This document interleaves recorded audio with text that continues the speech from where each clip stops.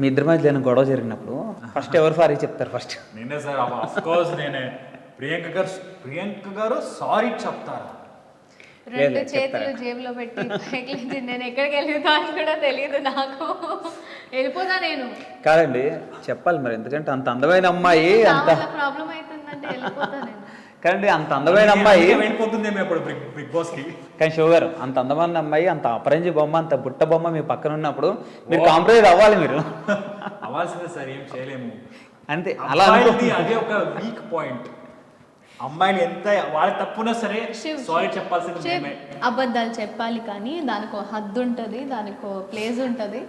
అంటే సార్ ప్రియాంక గారు తప్పు ఉన్నప్పుడు ప్రియాంక గారు సారీ చెప్తారు, నా తప్పు ఇప్పుడు వచ్చాడు లైన్కి వచ్చాడు ఇప్పుడు. అంటే ఎవరికి వాళ్ళు తగ్గేది లేదు సార్. నా తప్పు నేను ఎందుకు సారీ చెప్తాను, నేనైతే అలా. అండ్ ప్రియాంక గారు కూడా అలాగే.